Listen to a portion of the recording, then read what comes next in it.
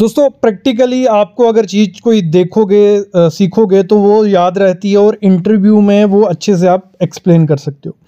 तो आज कुछ ऐसी ही टेक्निकल चीज़ें मैं आपको बताने वाला हूँ जो प्रैक्टिकली वे से मैं आपको बताऊँगा, जो साइट पे आपको काम आएंगी, जो आपको इंटरव्यू में काम आएंगी। तो इस वीडियो को कंप्लीट देखना। प्रैक्टिकल नॉलेज अगर आपको चाहिए तो इससे अच्छी वीडियो आपको नहीं मिलेगी। तो मैं वीडियो स्टार्ट करता हूं, लेकिन उससे पहले वो जो लाल बटन दिख रहा है सब्सक्राइब का, उसको दबा लो यार, क्योंकि प्रैक्टिकल नॉलेज फ्री में सिविल साइट विजिट चैनल पे मिलता है। नई नई सीरीज स्टार्ट हुई हैं, अभी रिबाउंड हैमर पे वीडियो आने वाली हैं 3-4, और भी काफ़ी चीज़ें आपके लिए लाता रहूँगा। तो शुरू करते हैं आज का वीडियो। जो गोला मारा जाता है, गोला आपको पता है क्या होता है? देखो कई जगह जब छत की कंक्रीटिंग हो जाती है तो सरफेस को फिनिशिंग के लिए हम सीमेंट यूज़ करते हैं। मतलब एक पानी में मिक्सचर मिक्स करते हैं, उसको फैलते हैं, उसके ऊपर रफिंग करते हैं। जहाँ जहाँ ब्रूम फिनिशिंग चाहिए तो बिल्कुल चिकना, वहाँ पे सीमेंट का पेस्ट मारा जाता है। तो वो बिलिंग में काउंट नहीं होता, क्योंकि वो आपको पता नहीं चल रहा है। जो क्लाइंट कहेगा मेरे को नहीं पता कितना यूज़ किया। तो अगर वहाँ आपको उसको करना है काउंटर, तो वहाँ होता है कि हर एक स्क्वायर मीटर के लिए, मतलब पर स्क्वायर मीटर 4.4 kg, मतलब 4.4 kg पर स्क्वायर मीटर के हिसाब से हम उसको काउंट करते हैं। और ये आपको पता होना चाहिए, और ये बिलिंग में ले सकते हो आप। अगला रिकंसिलेशन होती है, स्टील यूज हो। देखो क्लाइंट सरिया दे देता है और फिर हम यूज़ करने लग पड़ते हैं, कोई भी यूज़ करता है, तो फिर वो बोल सकते हैं कि सर बहुत वेस्टेज होगी, या 10-15% तो वेस्टेज निकल, ये हो गया वो हो गया। लेकिन नहीं, CPWD जो कहता है वो वेस्टेज को कंट्रोल करने के लिए, कंजप्शन प्रॉपर हो, तो वो कहता है 2 से 3% अगर वेस्टेज कोई शो करता है तो वो सही है। अगर 2 से 3% वेस्टेज ज़्यादा होती है वो काउंट नहीं होती, वो आपका पैसा कटेगा जहाँ वो काउंट होगा। तो 2 से 3% वेस्टेज गिनी जाएगी, बाकी नहीं गिनी जाती है। अगर जो मोड ऑफ मेजरमेंट होता है स्टील BVS का, उसका किस में होता है? रनिंग मीटर में। और जो स्कर्टिंग होती है, स्कर्टिंग को कैसे मेजरमेंट किया जाता है? IS कोड जो 1200 पार्ट 11 कहता है, वो भी रनिंग मीटर में होती है। और जो क्राइटेरिया होता है प्लास्टर को क्लेम करने के लिए, अगर 10 मीटर से अबव हो जाए तो उसको हम क्लेम कर सकते हैं। IS कोड 1200 पार्ट 12 CPW ये भी कहता है। अगर जो स्टैंडर्ड लेंथ होती है हुक की, स्टीरअप की, वो कितनी होनी चाहिए? According to IS code 2502 1987 standard size होता है 24D के हिसाब से। अगर 24D से ज्यादा हो रही है तो वो नहीं लेगी। जो 135 डिग्री वाली हुक होती है उसकी बात हो रही है। और वेस्टेज देखो, मैंने ऊपर बताया 2 से 3% वेस्टेज होनी चाहिए। और मिनिमम लेंथ कितनी होगी? अगर 1 मीटर का सरिया है वो वेस्टेज में नहीं गिना जाएगा, उससे जो कम होंगे वो वेस्टेज में गिना जाएगा। 1 मीटर वाला क्लाइंट को दे सकते हो या वापिस जा सकता है। अगला क्वेश्चन है criteria of deduction flooring measurement. देखो जो डिडक्शन की जाती है फ्लोरिंग वर्क में, ठीक है, कहीं कट आउट है, कुछ है, तो अगर 0.2 स्क्वायर मीटर है अगर, तो उससे कम जो होगा वो डिडक्शन में नहीं आता है, ये हमेशा याद रखना। अगर 0.2 स्क्वायर मीटर से बड़ा है तो वो डिडक्शन में आ जाएगा, लेकिन इससे कम है वो डिडक्शन में, वो फ्लोरिंग में गिना जाएगा। अगला क्वेश्चन है जो बाइंडिंग वायर यूज करते हैं हम, बाइंडिंग स्टील को बाइंड करने के लिए बाइंडिंग वायर यूज की जाती है, तो वो कितनी होती है? वो 1% होती है। मतलब अगर हम पकड़ एवरेज लमसम पकड़ के चलें, 1 टन पे 8 से 10 kg बाइंडिंग वायर यूज की जाती है, ये भी याद रखना। अगला जो सीमेंट कंजम्पशन की जाती है, 12 mm थिक प्लास्टर है, 1:4 अगर मोटार यूज़ की जा रही है तो उसकी कंजम्पशन कितनी गिनी जाती है? 5.47 kg स्क्वायर मीटर के हिसाब से, और CPW के नॉर्म्स में। और CPW के नॉर्म्स बहुत ज़्यादा इंपॉर्टेंट है। अगर आप काफ़ी प्रैक्टिकल नॉलेज सीखना चाहते हो, कुछ सीखना चाहते हो, तो CPW के नॉर्म्स पढ़ो, वो बहुत ज़्यादा है। IS कोड पढ़ो, वो भी बहुत अच्छा है। जो अलाउेबल वेस्टेज होती है कोर्स एग्रीगेट की या फाइन एग्रीगेट की, वो कितनी? 5% से 5% वेस्टेज गिन सकते हैं, उससे ज़्यादा वेस्टेज वो नहीं गिनी जाती। और जो एंटी टर्माइट ट्रीटमेंट किया जाता है, ATT किया जाता है, उसका मोड ऑफ मेजरमेंट क्या होता है? वो स्क्वायर मीटर में मेजरमेंट उसकी होती है। अगला बट इज गिंटिंग। गिंटिंग क्या होती है? गिंटिंग एक प्रोसेस होता है जिसमें क्या होता है, एक मिक्सचर बनाया जाता है सीमेंट और सैंड का, 1:3 का उसको रेशियो रखी जाती है। उसको कंक्रीट सरफेस पे मारा जाता है गन की हेल्प से। मतलब प्रेशर होता है 2 से 3 kg पर सेंटीमीटर स्क्वायर का मतलब होता है। जैसे आपने शॉर्टक्रीट के बारे में सुना होगा, शॉर्टक्रीट किया जाता है, तो वैसे ही वो प्रोसेस रहता है। लेकिन शॉर्टक्रीट में एग्रीगेट होता है, छोटा स्मॉल एग्रीगेट, इसमें सीमेंट सैंड का प्रोपोर्शन होता है। और जहाँ हनीकॉम्ब होता है, कंक्रीट की सरफेस को रिपेयरिंग करनी है, तो वहाँ ये प्रोसेस काफ़ी अच्छा माना जाता है। और सैंड का मोटार में क्या फंक्शन है, सैंड का काफ़ी ज़्यादा मोटार में फंक्शन है। अगर हम सिंपल कभी आप देखना सीमेंट का पेस्ट बना दोगे या सीमेंट का मोटार बना दोगे तो उसमें उसकी टेंशन में भी वीक हो जाएगा वो टेंसाइल कंप्रेशन में भी। अगर हम उसमें ये सैंड यूज़ करते हैं तो हमारे क्रैक्स के चांसेस भी काफ़ी ज़्यादा कम हो जाते हैं, श्रिंकेज क्रैक्स जो होते हैं वो कम हो जाते हैं, डेंसिटी ज़्यादा हो जाती है। तो मोटार सैंड का काफ़ी ज़्यादा इंपॉर्टेंट रोल होता है, एक कोर स्ट्रेंथ देता है वो स्ट्रक्चर को, तो इसलिए सैंड डाली जाती है। अगला क्वेश्चन है what are the various test for checking brick quality. Brick की क्वालिटी कैसे चेक की जाती है, क्या क्या टेस्ट होते हैं? तो एब्सॉर्प्शन टेस्ट हो गया, हार्डनेस टेस्ट हो गया, शेप, क्रशिंग टेस्ट। इसको प्रैक्टिकली अच्छे से समझो। ये मैं सिविल साइट विजिट चैनल पे एक वीडियो बनाई है, उसमें देख के देख सकते हो। क्या करते हैं, एक ब्रिक लेते हैं, उसको डिप करके रखते हैं 16 घंटे के लिए पानी में, फिर उसके बाद उसका वेट करते हैं। 20% से ज़्यादा अगर उसने पानी सोखा है तो वो अच्छी ब्रिक नहीं है। और उसका क्रशिंग स्ट्रेंथ टेस्ट किया जाता है। काफ़ी टेस्ट होते हैं, 1 मीटर दूर से फेंका जाता है, अगर टूट गई तो ख़राब है, ये वहाँ पर से देखोगे अच्छा है। अगला क्वेश्चन है व्हाट इज़ रेरा। रेरा क्या है? ये रेरा बहुत ज़्यादा इंपॉर्टेंट है। रियल एस्टेट के हम बात करें, real estate regulation and development act 2016 में ये बना था।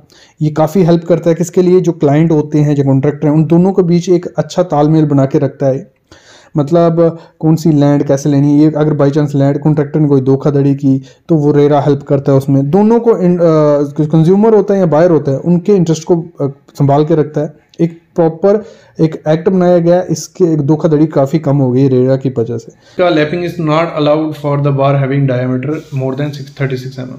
देखो पहले तो समझो लैपिंग है क्या। लैपिंग हमारा 12 मीटर का सरिया आता है, उसके बाद हमें उसे लैप करना पड़ता है, या कुछ ऐसी कंडीशंस आ जाती हैं जहाँ पे हमें लैपिंग की ज़रूरत पड़ती है, तो वहाँ पे हमें लैप करना पड़ता है। तो लैप मोस्टली जो रहता है हमारा 50D रहता है। और इसने कहा है कि जो 25 mm का सरिया है या 32 mm का सरिया, उसमें आप लैपिंग कर सकते हो, लेकिन उससे आगे लैपिंग अलाउड नहीं होती है। क्यों अलाउड नहीं होती है? देखो एक दूसरे के ऊपर 36 mm का सरिया चढ़ाएंगे तो 70 mm तो वैसे हो गया, तो वहाँ कंक्रीट का कोई काम नहीं रहता है। फिर तो वहाँ पे क्या किया जाता है, कपलिंग की जाती है, कपलर यूज़ किया जाता है, या हम बेल्डिंग करते हैं किसी केसेस में। ठीक है। अगला है जो चेयर है, ये देखना जिसको राइट किया मैंने।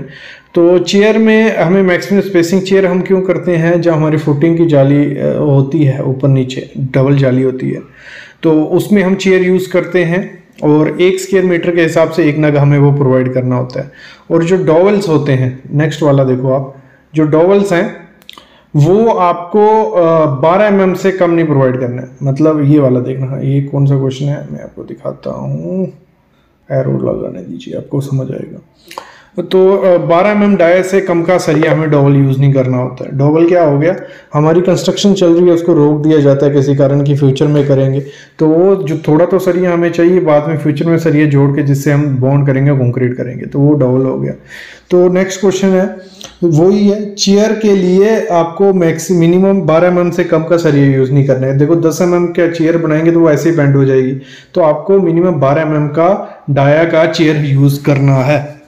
अगला है कि जो लॉन्गिट्यूडनल रिइंफोर्समेंट होती है कॉलम में, ठीक है, तो वो हमें 0.8% से कम नहीं करनी है और 6% से ज़्यादा नहीं करनी है। इसलिए नहीं करनी है तो इससे कम रखेंगे अगर हम, तो उस रिइंफोर्समेंट का कोई काम ही नहीं बचा।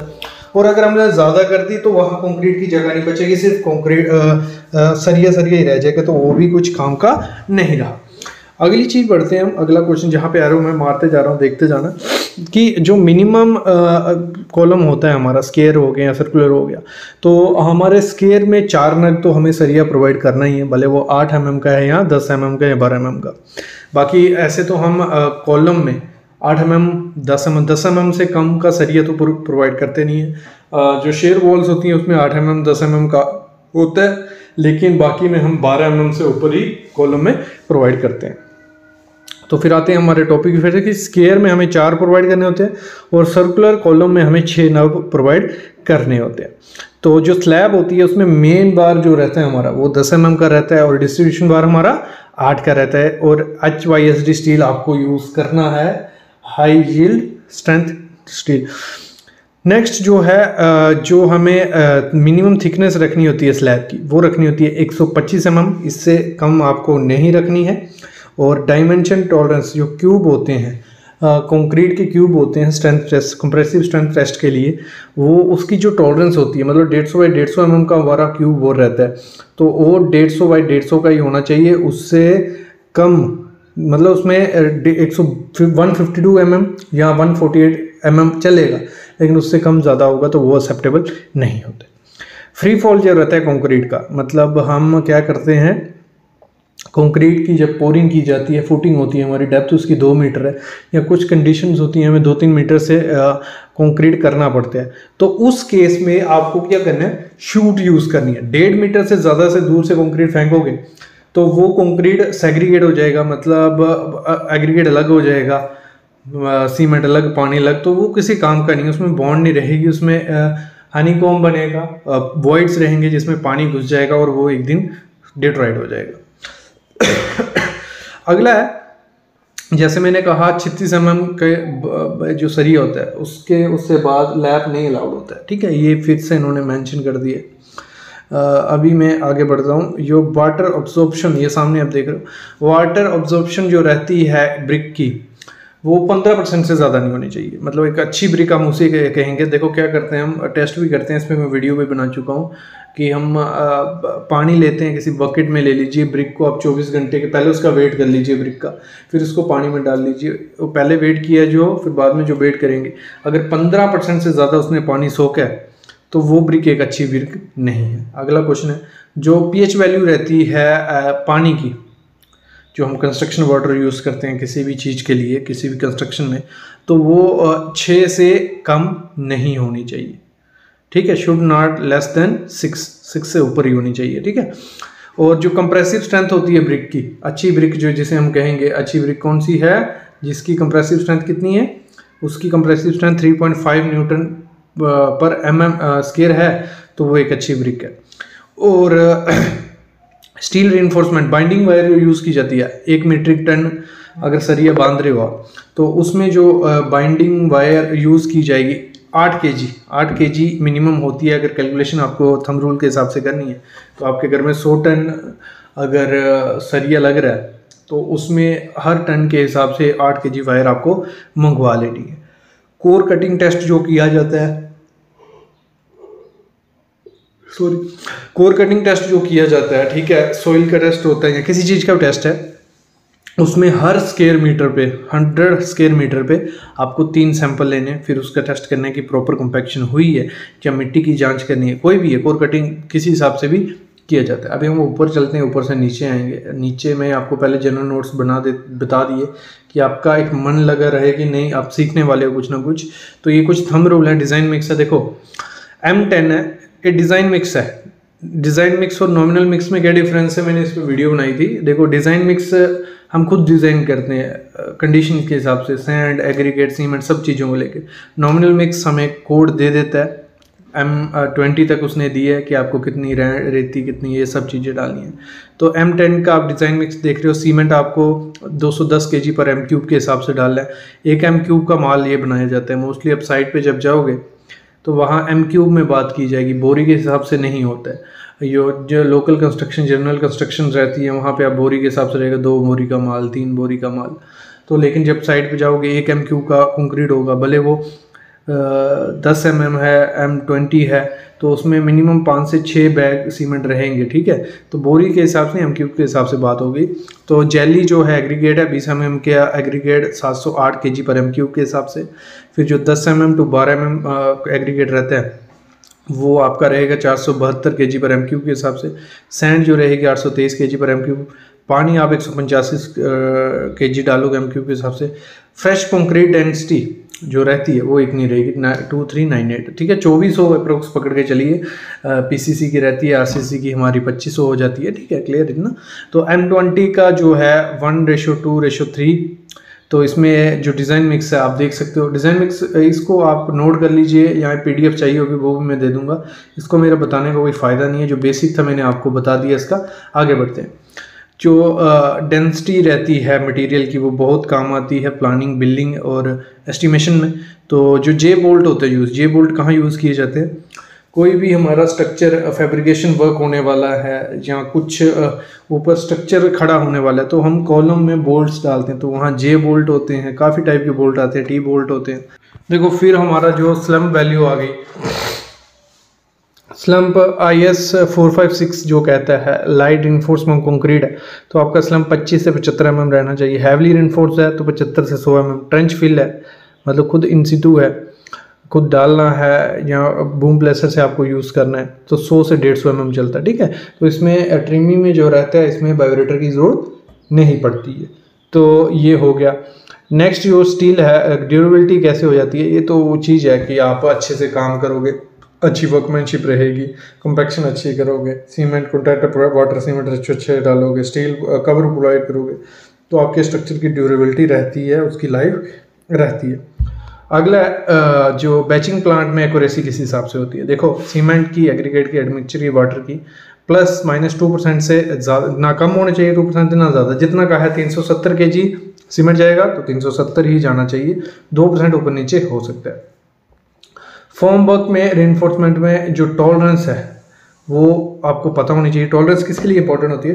टॉलरेंस होती है इंपॉर्टेंट इसलिए कि आप जब बिल्डिंग करो जहाँ फील्ड पे प्रेजेंट हो, एक साइट इंजीनियर को टॉलरेंस ज़रूर पता होना चाहिए। तो मतलब एक बात कहूँगा कि क्लाइंट को वो बता समझा सकता है कि इतनी टॉलरेंस एक्सेप्टेबल होती है। तो जो कॉलम होता है उसकी डेविएशन या बीम की डेविएशन किस हिसाब से होनी चाहिए, देखो फॉर्म वर्क में अगर 300 mm की आप विड्थ है उसकी, अगर वो 12 mm ज़्यादा हो जाती है, कम ज़्यादा हो जाती है तो चलेगा, कम 6 mm ही होनी चाहिए। 6 mm से ज़्यादा होगी तो वो एक्सेप्ट नहीं होगी। फुटिंग में ज़्यादा 50 mm चलेगा, कम 12 mm चलेगा। डेप्थ में ±0.05 × D जो भी थिकनेस होगी उसका निकाल लेना है हम D हिसाब से तो हमें वो आइडिया लग जाएगा। रीइंफोर्समेंट में इफेक्टिव डेप्थ D अगर लेस देन है या इक्वल है 200 mm से तो ±10 mm चलेगा, तो इसको भी आप देख सकते हो। लेंथ में टॉलरेंस जो सरिया आता है डाया उसका 0 से अगर 25 mm का सरिया है तो ±0.5% से ज़्यादा नहीं होना चाहिए। और वेट में आप देख सकते हो। तो इन चीज़ों को ना जो मैं ये बता रहा हूँ आपको, ये पूरे आपके काम आएंगे जब आप फील्ड पे जाओगे। तो इन चीज़ों को नोट करके रखिए, PDF में आपको प्रोवाइड कर लूँगा कि इसमें काफ़ी चीज़ें आपके काम की, जैसे डेंसिटी ऑफ मटेरियल है तो वेट ऑफ ब्रिक, इसमें पूरा डेंसिटी कहाँ काम आती है, जैसे मैंने बताया था बिलिंग में और एस्टिमेशन में। क्यूरिंग दिया होगा कि 7 दिन, 10 दिन और 14 दिन किस किस चीज़ की करनी है। डी शटरिंग का टाइम दिया है, स्ट्रिपिंग टाइम कब करना है, ठीक है। फिर क्यूब के सैंपल दिए हुए हैं कि एक इतना कंक्रीट होगा, कितने क्यूब सैंपल भरने हैं। तो what field are test required for quality check of cement? Main चीज़ होती है उसका कलर, उसकी फिजिकल प्रॉपर्टीज। कलर देख लेना है, ग्रेइश कलर होगा तो काफ़ी ज़्यादा अच्छा है, और सीमेंट ग्रे कलर का होना चाहिए और लाइट ग्रीनिश उसकी शेड होनी चाहिए, तो वो सही है। जब आपको 2 फिंगर में उस सीमेंट को लोगे, उसको रब करोगे, बिल्कुल स्मूथ लगना चाहिए, कोई उसमें लगना नहीं चाहिए कि कुछ है इसमें। अगला, अगर आप हाथ इंसर्ट करते हो, एक सीमेंट का बैग खोला, उसमें हाथ इंसर्ट किया, वो ठंडा लगना चाहिए, गर्म नहीं। अगर गर्म लग रहा है मतलब उसकी हाइड्रेशन प्रोसेस शुरू हो गई, मॉइस्चर लग चुका है, पानी लग चुका है सीमेंट को, वो ख़राब होने वाला है। और एक पिंच लेनी है सीमेंट की, मतलब हाथ में 2 उंगलियों में एक सीमेंट पकड़ना है, उसको पानी में फेंकना है। वो एकदम से अगर डूब गया तो मतलब उसका हाइड्रेशन स्टार्ट हो गया, वो थोड़ा तैरना चाहिए, तो वो लम्प फ्री है, एक अच्छा सीमेंट। अगला क्वेश्चन है, but type of foundation used in construction? कितनी टाइप की फाउंडेशन यूज्ड होती है? आजकल बहुत है, लेकिन मेनली जो हम नाम लेते हैं वो होती है शैलो फाउंडेशन और डीप फाउंडेशन। शैलो फाउंडेशन कौन सी हो गई? शैलो फाउंडेशन होती है